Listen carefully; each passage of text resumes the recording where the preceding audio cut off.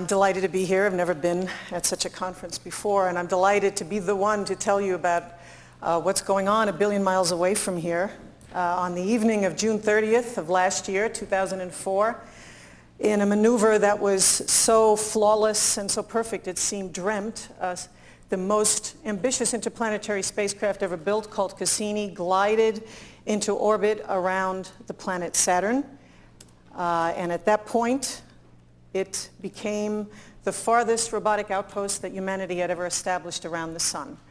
And on January 14th of this year, a aerodynamically shaped flying saucer drifted on a piece of fabric through the hazy atmosphere of Saturn's largest moon and landed firmly on its surface.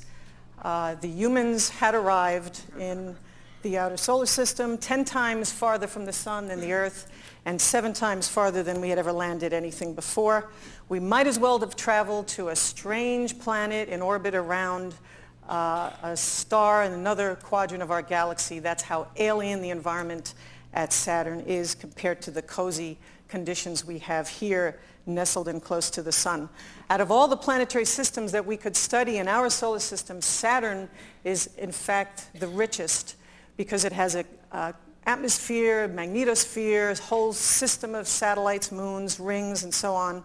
And it is an ideal destination for the study of the same physical processes that we believe occurred in the early days of our solar system and in the present-day dynamics of the solar system, and in fact in systems that we are discovering as I speak around other stars. So in studying Saturn and its rings and moons and so on, we will have the opportunity to study a range of scientific objectives reaching well beyond Saturn itself, and that is why this ambitious spacecraft has been sent to Saturn. So I'm going to take you this afternoon through a tour, a very rapid-fire tour, so hold on to your seats, of the Saturn system as it is being revealed to us by Cassini. And I'll just say, if you haven't been paying attention to our images up until now, just prepare to be amazed.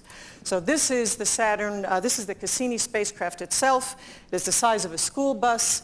It weighed 6 metric tons at launch. It carries 12 scientific instruments designed to look in the ultraviolet and all the way into the near infrared. The cameras, of which I am the principal investigator, sit on this remote sensing pallet. We call them cameras. They're actually telescopes and narrow and wide angle. This is the antenna with which we communicate with the Earth. It's also the radar instrument for showering the surface of Titan with radar, and I'll say more about that later.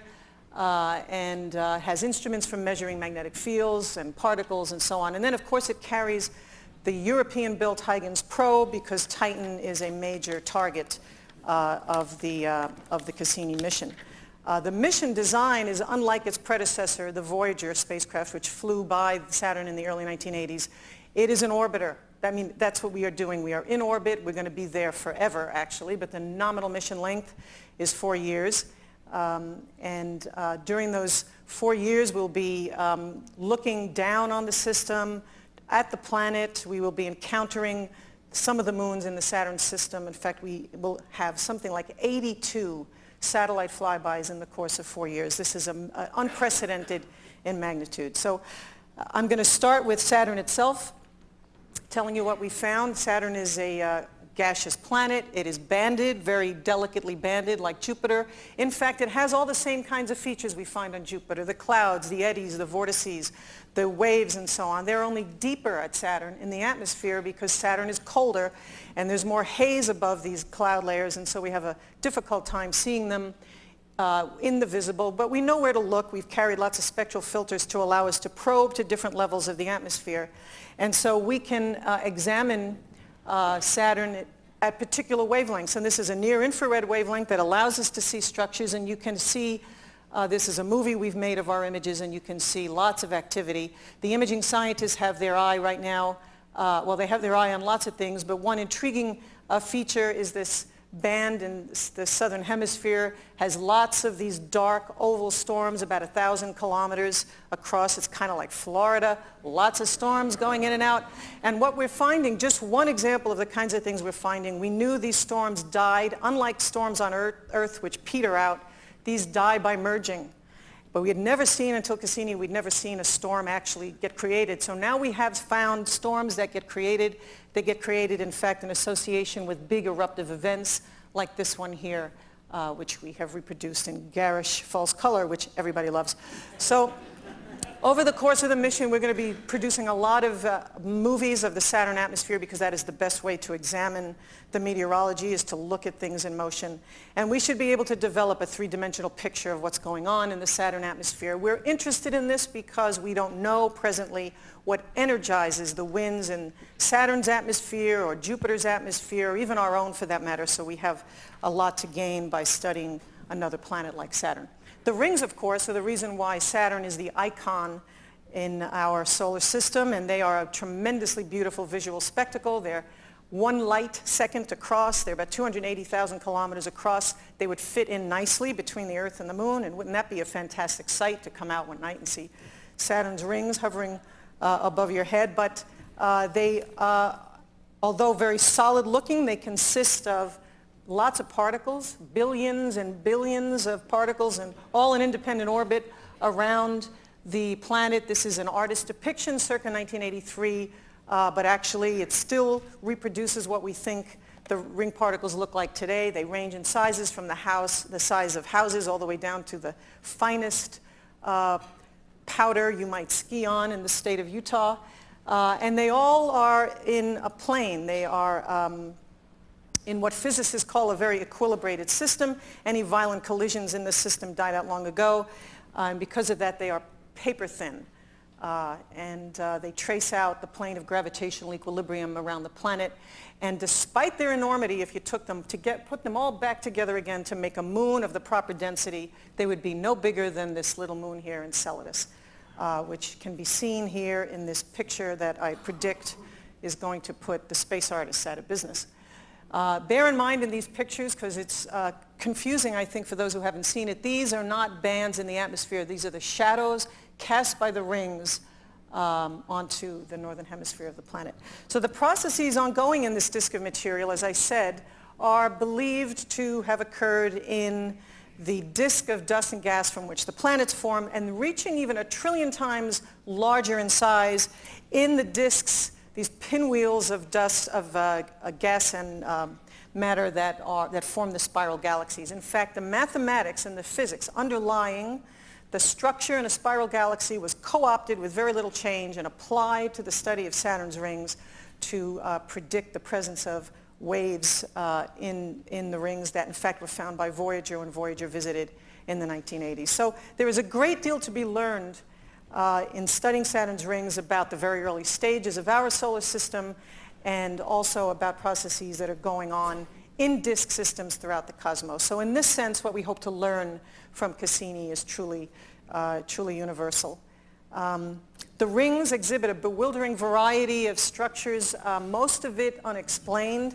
The features that we do think we understand quite well are those that are produced by orbiting moons. I'll say a lot about that later. But this is a view that we had of Cassini's ring, Saturn's rings as Cassini approached before we got into orbit. And I'm just going to orient you here. This is the A ring. This is the Cassini division discovered by Cassini. This is the B ring. It's the densest portion of Saturn's rings. And then this is the C ring. And they look different. The structures in them are different, and we don't know what that means just yet. Perhaps these are different ring elements that had different origins, but these are the kind of questions that we will be hoping to answer as the years unfold. Now, Saturn is very, very far away, and Cassini was very massive. As I said, it was 6 metric tons at launch, and even launching Cassini on the largest launch vehicle that we had at the time in the American arsenal, and that was a Titan IV missile, along with solid rocket motors strapped onto it, and then putting Cassini on top of a Centaur upper stage wasn't enough to get it directly to Saturn. So we looped it around the inner solar system twice. It encountered Venus twice. It encountered the Earth, and then it encountered Jupiter for the final push on to Saturn. These were all gravity assist maneuvers where the spacecraft steals momentum from the planet in order to increase its speed. And now bear in mind that the object of this exercise is to get the spacecraft to Saturn as quickly as possible so that those of us who are involved in the mission are still alive by the time the spacecraft gets there. But all this meant is that by the time we got there, the spacecraft was screaming by, and we actually had to slow it down in order to allow it to be captured into orbit. So more than half of the mass of the spacecraft at launch was fuel that was expended in this maneuver, which took about 90 minutes for us to slow the spacecraft down. As I said, it went just eerily perfect. And after that, the scientists clamored for years with the engineers at the Jet Propulsion Laboratory to be allowed to maneuver the spacecraft so that we could take pictures of the rings, because this brought us closer to the rings than we had ever been before and will ever be again, certainly in this mission, maybe even in our lifetimes. And we collected a fantastic array of pictures during this, again, something like a 90-minute or hour-long period of time. And this is a lot of what we saw. We saw wave features. These are the waves, as I said, that are the kissing cousins of the spiral arms in galaxies. And they are the handiwork of orbiting moons. They're places where the moons are perturbing the ring particles. Here in a density wave is where the non-circular orbits of the particles, again perturbed by the moons, are phased. They're oriented in such a way as to give you narrow regions of larger than average concentrations of particles that spiral around the planet. And this is in fact a bending wave, what we call a bending wave. It's a corrugation in the ring plane, again brought about by the perturbation of a moon, exciting the inclination of the particles so that they all behave in a very coherent way to create these beautiful structures. By studying these structures, we come to understand what the nature of the particles is in the rings and how they behave, how they collide with each other. These are all fundamental things we want to learn about the rings, and also what this information will tell us about the way planetary formation started. Other places where we're seeing perturbations by moons is local. That is, moons embedded within the rings are also capable of sculpting the rings through their gravitational perturbations. This was a picture taken after we had crossed over the dark side of the rings and went below the ring plane onto the illuminated side and looked back at the rings. And this is the F ring, discovered or first imaged by Voyager. Here is Prometheus, one of the shepherding satellites. This is the outer edge of the A ring, so this is basically empty. And here you see these structures we had never seen before. And they are structures created by Prometheus as it orbits interior to the F ring. They're beautiful structures. Here's another view of them. And this has given us insight into what happens when you have a moon close to a ring, creating perturbations in it. And here is a picture taken later on, not during the Saturn orbit insertion maneuver, where we caught Prometheus actually stealing material out of the F ring. And then for completion, this is Pandora, the outer shepherd. Both of these moons acting together keep the ring narrow. And there are other notable places in the rings where embedded moons are leaving their mark in rather intriguing ways. Again, this is a Saturn orbit insertion maneuver picture, outer edge of the A ring. This is a gap called the Encke gap. And we had seen with Voyager that there were ringlets in this gap, and we knew then that there had to be a moon in it. We found it later with Voyager, and here we imaged it for the first time with Cassini. There's Pan, the dominator of this gap. And the manner in which a moon like Pan, in a gap, opening a gap and maintaining a gap in a disk of material, like Saturn's rings, is going to prove very fruitful to those who study the formation of planets, and in trying to understand, for example, how a planet like Jupiter, growing out of the solar nebula by accreting material and growing larger and larger, finally comes to truncate its own growth by opening up a gap in the ring. So there's, as I said, a lot of dynamical relationships that we will come to understand from studying Saturn's rings that will be applicable to greater systems of greater size. This is the Keeler gap, and one of our, here's the Encke gap again, and this is Pan. I just described what Pan does for you, to you, and here is what it does to the inner edge of the gap in which it sits. This is a picture that I think kills at 1,000 paces. It was just a beautiful surprise during the Saturn orbit insertion maneuver. And then here in the Keeler gap, we found a little moon doing the same thing, keeping a gap open and also creating waves. Well, speaking of moons, Saturn has a whole collection of them. There's now 47 in total. And Cassini is meant to investigate the moons that are in the inner satellite system. They extend only to about a few a million kilometers away from the planet. And insofar as they are all orbiting in a plane around Saturn, and insofar as they reflect in ways we have yet to determine the conditions in the nebula around Saturn out of which they form, they are like a miniature solar system. So we're not only going to be interested in the geological histories of these bodies and in their physical characteristics like their densities and masses and so on, but we are hoping to study the system as a whole to gain greater insight into the planetary formation process. Cassini will, as I said, enjoy something like 82 satellite flybys. 45 of those are of Titan, because Titan, the largest moon, is the gravity assist body by which we maneuver the orientation of the spacecraft in flying close to it. But there will be, out of those 82 flybys, there has already been a handful of exquisitely close flybys where we fly over the surface of the moon, even closer than the space station flies above the Earth. And that those flybys have given us really some intimate details on the surfaces of and the conditions of the Saturnian moons. One thing the Saturnian moons, most of them have in common, is craters. Okay, impact scars, and you only have to look at a moon like Rhea, which is about half the size of our moon, or the Death Star moon Mimas, which is about 3.5 times smaller than Rhea, to see that there was a time long ago when there were lots of bodies careening around the solar system with enormous amounts of energy and smashing headlong into the planets and into the satellites as they were forming. And these collisions did a great deal to sculpt the solar system and make it look like it does today. They were responsible, first of all, for allowing the planets to grow to their present size. They were responsible, a collision with a Mars-sized object was responsible for tilting Uranus on its side. A collision with a Mars-sized object was probably responsible for creating our moon by carving out the outer part of the Earth, throwing it into orbit from which later on the moon coalesced and became a body. They smashed up small satellites. The impactor that created this crater on Mimas came very close to smashing it to bits, so it doesn't take a rocket scientist to figure out there must have been some collisions which did in fact break up small moons, and in fact that's one of our thoughts for how planetary rings come about.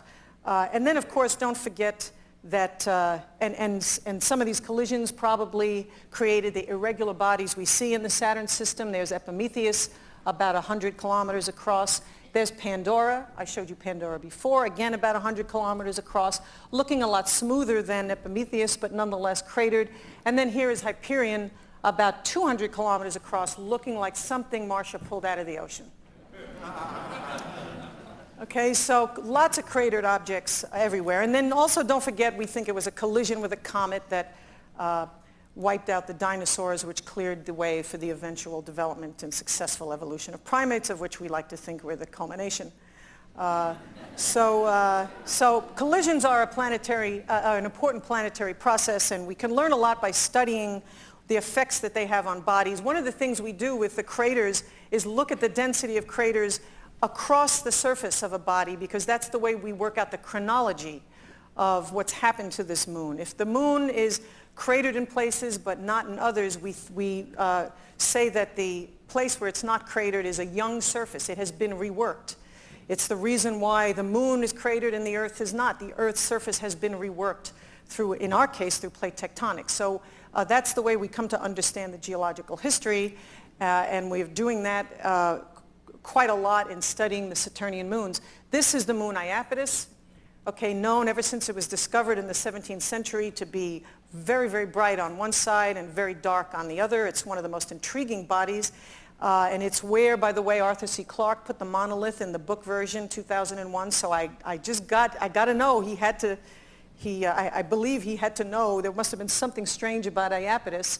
And it turns out there is indeed. This is the first time we were looking at the dark face of Iapetus. Even with Voyager, we couldn't do this. And you see that it's heavily cratered, which tells us right away it's an ancient surface. And that wiped out, as soon as we saw this picture, it wiped out a whole class of explanations for why one side of this moon was dark. And we have seen the boundary between the dark and the bright now looking quite feathered. And we think probably the best hypothesis for how this moon got this way is that dark material was placed on this leading hemisphere from the outside, and that's about all right now that we know. We've collected some gorgeous images. Here is a fantastic landslide in a crater with a cliff about 15 kilometers high. So maybe 50 years from now, when we are taking extreme excursions into the Saturn system, perhaps on spacecraft that Peter has funded, if you or your children or your grandchildren are interested in ice climbing, this is going to be the ticket. Okay, so of all the icy moons of Saturn, most of them are heavily cratered, but one of them has stuck out for years now. We knew from the ground that Enceladus, which is only about 500 kilometers across, was very bizarre. It was as white, almost completely white all over, which is very peculiar. No other object in the solar system was this white, and it was bright. It reflects nearly all the light that falls on it. Again, very unusual for a solar system body. And so we had suspicions that Enceladus was going to be very intriguing when Cassini got there, and we certainly have not been disappointed. We find first that when you examine it in false color, when you really, really stretch the color as much as you can, as I said, it's pretty colorless, we find that something peculiar about the cracks on the surface. Okay, it's different than the rest of the body. And when we looked at even closer up to Enceladus, it was just incredibly bizarre. This is what the surface of Enceladus looks like. I think you would agree. It looks nothing like the cratered moons that I showed you before. It is obviously a young surface. It shows generations of fractures and tectonics, not plate tectonics, but nonetheless fractures. We have folds of mountains here.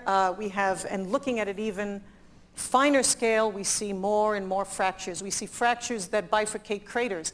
This is a crater here that has been somewhat eroded, and you can see fractures across it. And it was so intriguing to us that this last July we tweaked the orbit of Cassini enough to bring us only 175 kilometers over the south pole of the body. This is not what it looks like. This is not another one of George Bush's bright ideas. This is just to show you how small Enceladus is, and yet is just a fascinating object.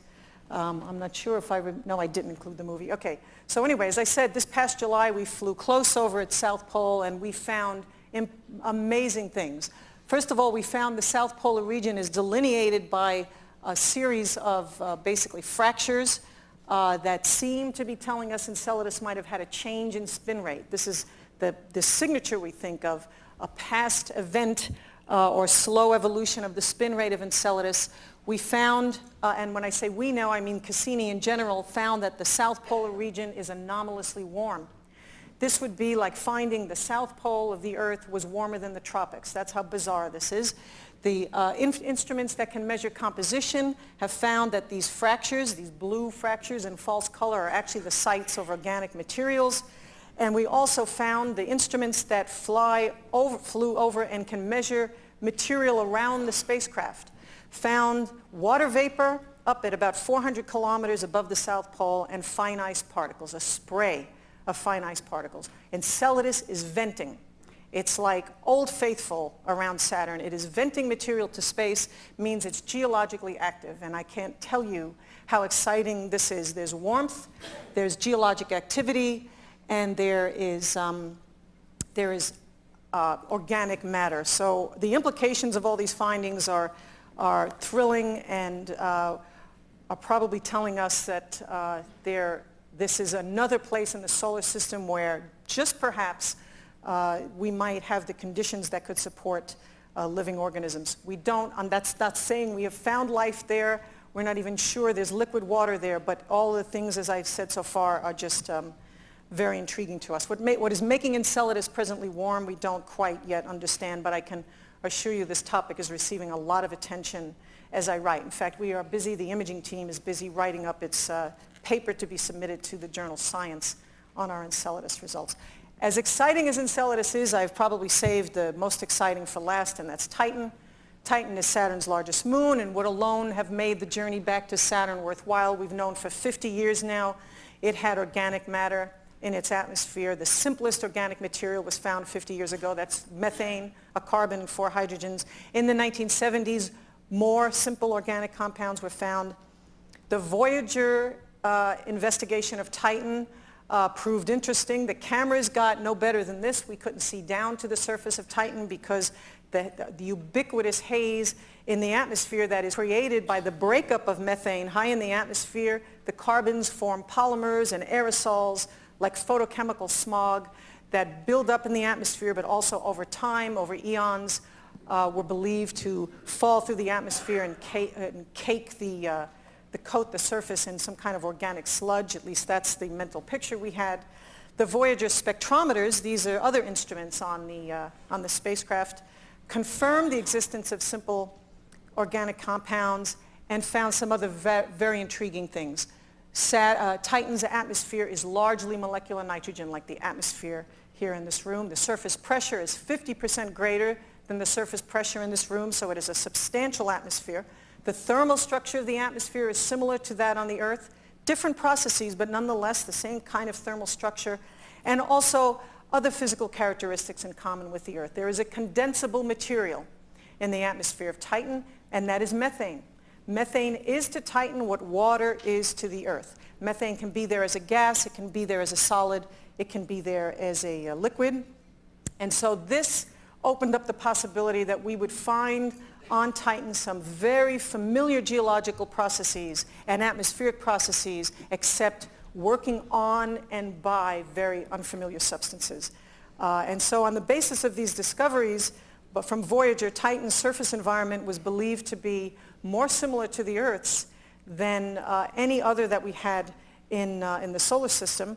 Of course, it is 300 degrees below 0 Fahrenheit, and also there's no free oxygen.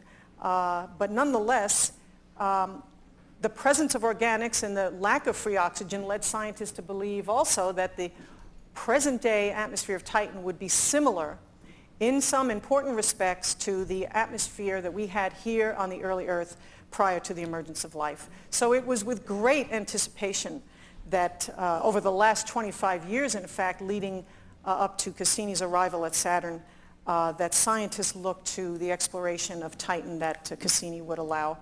And of course, it's the surface that because we didn't see it with Voyager, we were most eager to see.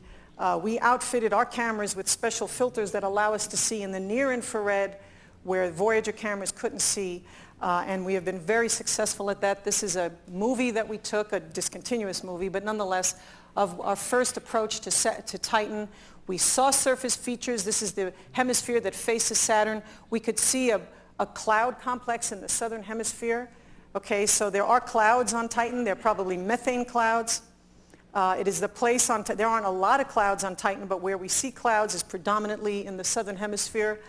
And bear in mind that for the orbiter instruments like my own, investigation of Titan is like an exercise in pattern recognition. It is always a hazy day on Titan. There are no shadows, and so we couldn't use the tools that we had come to learn to use over 50 years of exploring planets, looking at the shadows cast by the sun to deduce what's up and what's down and what kind of topography is on the surface. We can't do that with Titan. And so we knew that it was going to be a compilation of the results from all the instruments that would be needed in order to figure out what was going on Titan, and also, of course, what we came to find with the Higgins probe.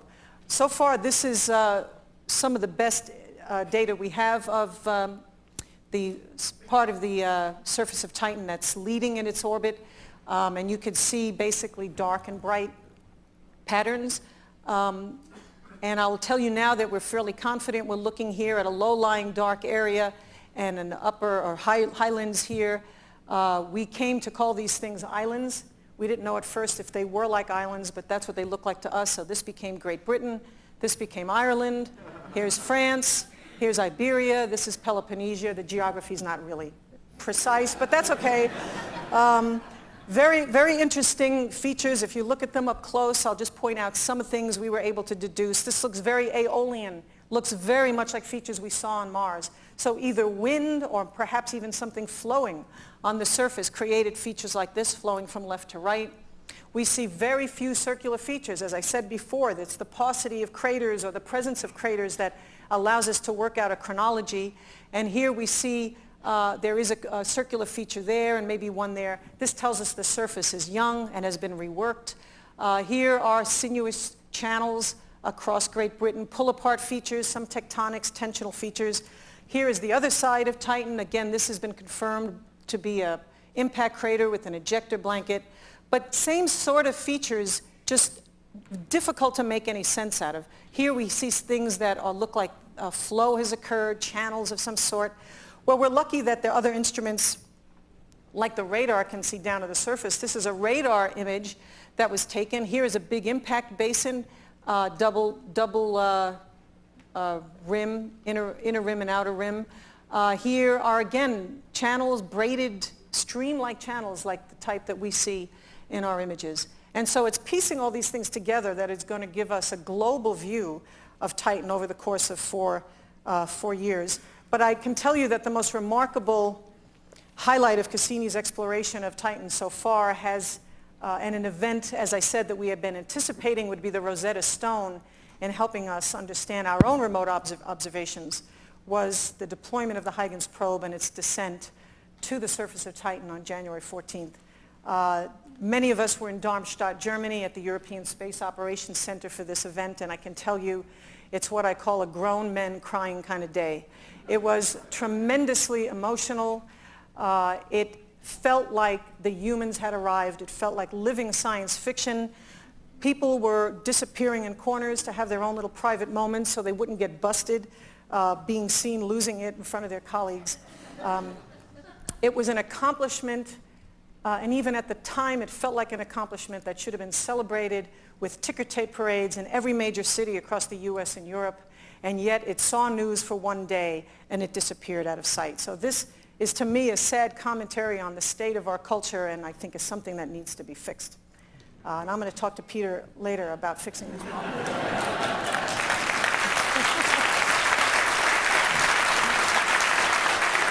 Anyway, I fear I'm probably running out of time here, but let me continue. So the probe descended for 2.5 hours through the atmosphere. It measured pressure, it measured temperature, it measured transparency of the atmosphere. It took panoramic images on the way down. It had a camera, and it spun as it descended, so it took panoramic images. And it contained a penetrometer, a device that's not unlike this pointer here, that stuck out of the bottom of the probe like this.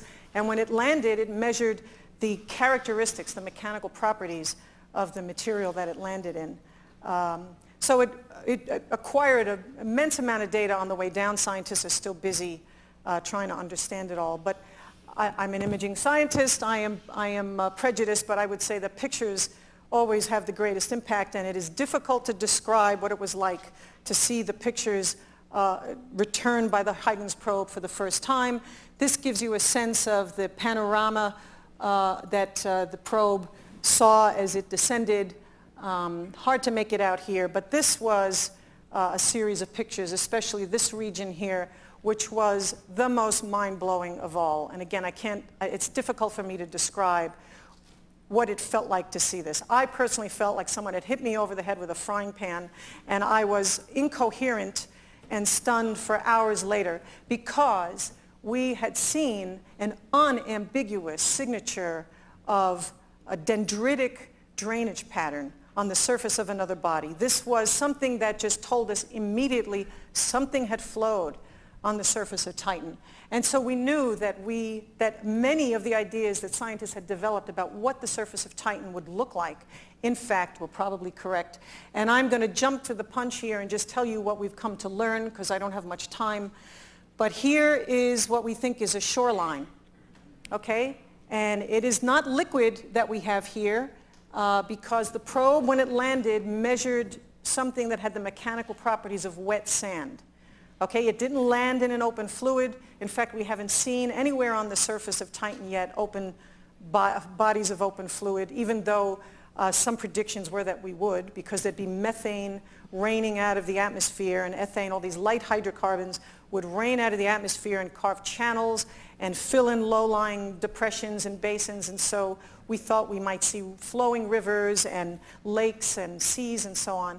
We haven't seen any unambiguous open bodies of fluid yet, but nonetheless, we've come to see now that probably the methane, the liquid methane that has surely flowed at some time on the surface of Titan, at least in this region, drained off these highlands, which are about 100 meters elevation, and into this low-lying region, and the Higgins probe landed somewhere around in here.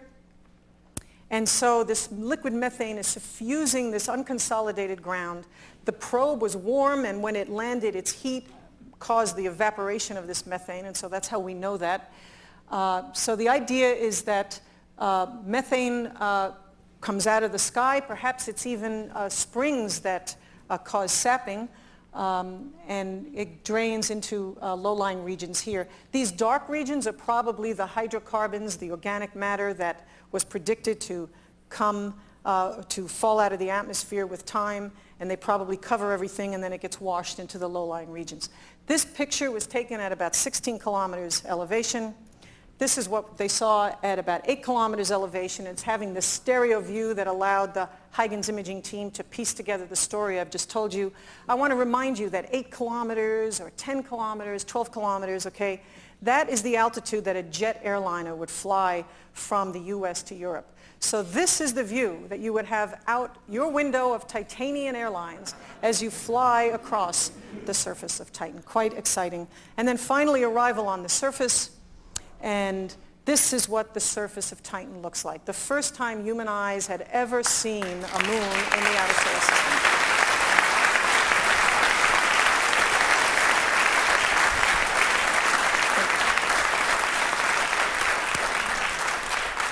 And I'm going to lose it right here if I'm not careful.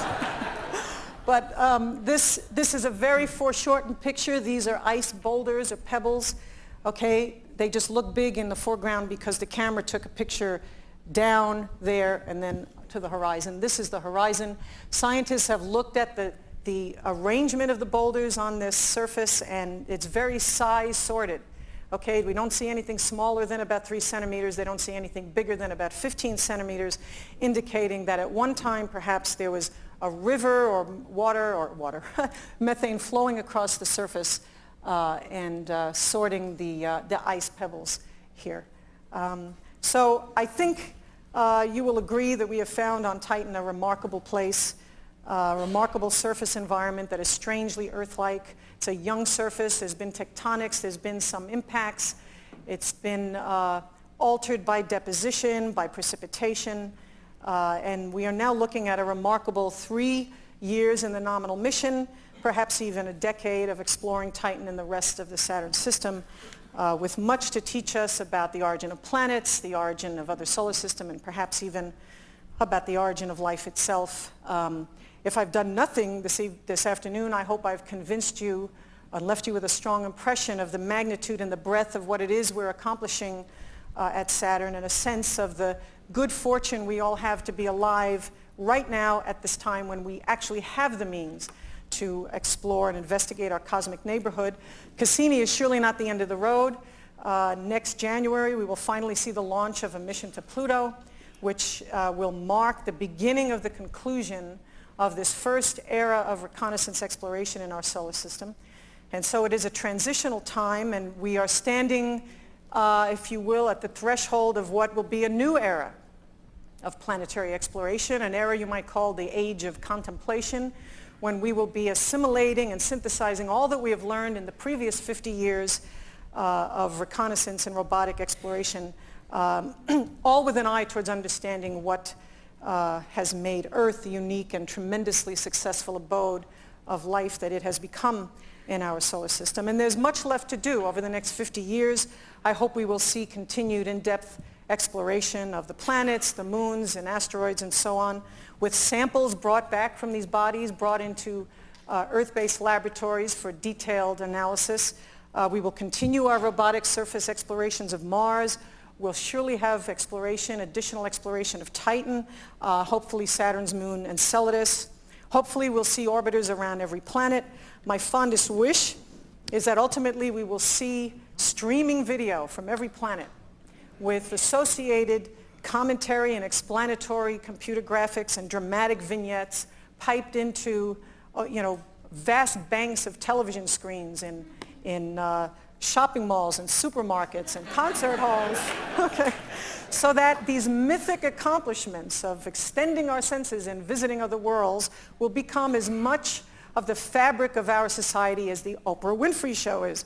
And I think that this kind of media blitz is a much needed, would be a much needed antidote to the constant reminders of bad news and human failure that we see all the time on television, and would be could be an equally constant countervailing reminder of the good and the glorious that we can achieve if we set our minds to it. I told Andrew I would speak something about spirituality. I don't know if I have a moment to say something about it. I'll just say that being a part of the exploration of our solar system and being a scientist has, I think, given me a privileged life, and in fact a very spiritual one. It has allowed me to feel connected to the workings of the natural world, and something very, very much bigger than myself, and something that whose results will extend in space and time far beyond my own temporal existence. And I think it's this inchoate desire to feel connected to something far greater and immortal that motivates the religious to believe in a higher power. I, for one, find at least the same gratification, the same spiritual fulfillment and joy in the revelations of science. I think a greater, more humanistic exposition of these revelations and connections, and a greater exposition of the role that science has played and continues to play as an integral and transforming feature of human culture would go a long way in assisting in the calamitous confrontation that we see today between science and formal religion. I think the exploration of our solar system is one of the signature enterprises of our time. We should be reveling in it. It belongs to us. Thank you. Yeah.